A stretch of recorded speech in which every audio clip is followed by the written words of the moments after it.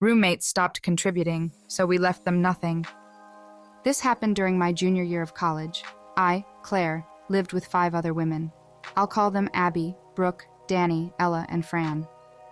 When we signed the lease on the house, we agreed to a 1-year deal, June 1st, May 31st. The house was off campus and unfurnished, so we needed things to make it feel like home. Prior to moving in, we all sat down and decided what we needed for the house and who was going to bring what, and also settled on a chore schedule.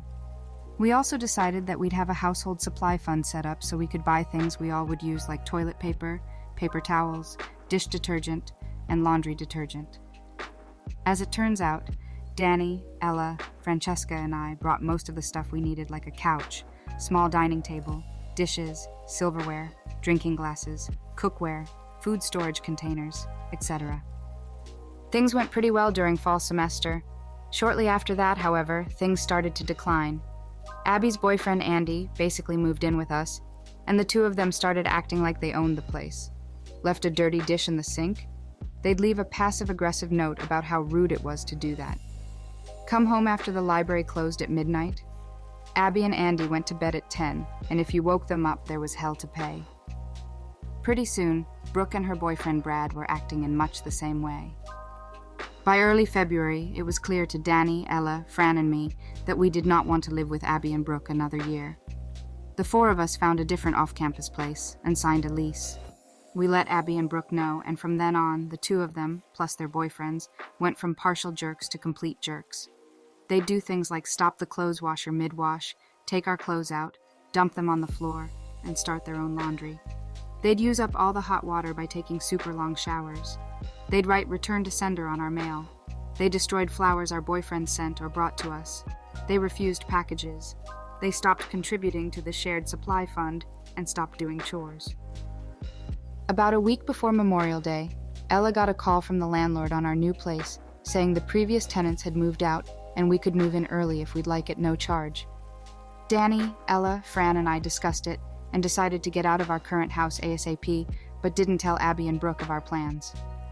Memorial Day weekend rolls around and Abby, Brooke, and their boyfriends head out of town to go camping while the rest of us put our plan into action. With the help of friends, Danny, Ella, Fran, and I got all of our stuff moved out. And when I say all, I mean all. Living room furniture, dining room furniture, dishes, silverware, cookware, food storage containers, baking supplies, shower curtain, rugs, lamps, vacuum, broom, dustpan, etc. We also decided that since neither Abby nor Brooke had contributed to the shared household supply fund since March, the toilet paper, paper towels, dish detergent, laundry detergent, and so forth was ours. So we took all of that too. Abby, Brooke, and their boyfriends were shocked to return from their camping trip to an empty house. What made our petty revenge even sweeter was that on their way home from the camping trip, all 4 of them got food poisoning and were really, really sick. The scathing texts we got about moving out unannounced and taking all shared household goods, especially the toilet paper, priceless. Danny, Ella, Fran, and I are great friends, still get a good laugh about the situation about 12 years later. None of us have heard from Abby or Brooke since graduation.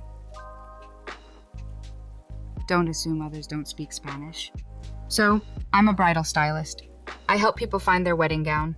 I love my job, and 99% of the time, it's a happy, wonderful job with great coworkers and customers. And then there's the 1%. I had a bride today who was very sweet, but just didn't connect with the gowns we had.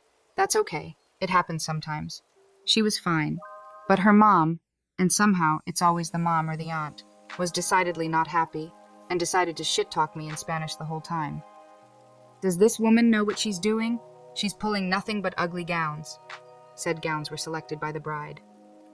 I hope you don't ever get as fat as her. And so on. Lovely. Now I am whiter than a jar of mayo, and I don't necessarily look like I speak Spanish. However, my parents are from a Spanish-speaking country, even though they're not ethnically Hispanic. I knew a lot more as a kid, but I'll still know enough to get around. So I waited until the end, and as they were leaving I said, I hope you have a great day. Please, feel free to come back anytime you'd like. We have lots more gowns you can go through if you'd like. In Spanish, to the bride and her mom. And oh man. You know how good it feels when you're in a fuck ton of pain, and the doctor finally gives you something that works, and you're suddenly not feeling any pain anymore. Or when you're craving the hell out of a specific flavor of ice cream and you manage to find it? Yeah, seeing the look on that bride's mom's face when she realized I heard and understood the entire hour of her ripping me to shreds was so much better. My new downstairs neighbor made the manager harass me. I hope he likes being woken up at 2 a.m. every night. I've lived in the same apartment with my boyfriend for almost 4 years. It's not the best apartment, but I love the location. I've never really had any problems here. I'm a quiet neighbor that stays to myself. My new downstairs neighbor has made several stupid complaints. Like complaints me running my garbage disposal. But the most recent one was ridiculous. He went and told management that there's been issues with my balcony. I got a call last week asking if I've been throwing anything over my balcony. I told the manager absolutely not. There's plants down below, so I had dumped a water bottle off into the plants before, but that's not harming anyone. Because of this call, I went out to my balcony to investigate. I noticed my flower vase had fallen over, and some water may have spilled down. Not too big of a deal. There wasn't too much water in the vase when the wind knocked it over. I think this is the end of that silly complaint, but I was wrong. The weekend passes, and I get a nasty notice on my door. The notice said pet violation for not picking up after my dog, $50 fine, and stating I'm at risk of getting my lease terminated because of my violations. The only problem is, I don't have a dog. I emailed the property manager and said, I do not have a dog, therefore I'm not paying this fine. She sends back a ridiculous email stating that she's received several complaints, I only have one downstairs neighbor, about urine coming from my balcony, so she assumed I was letting my dog, that I don't have pee on my balcony. Then she says, since I don't have a dog, that means me or my boyfriend are peeing on our balcony, and that I'm still in violation of my lease. This was just comical at this point.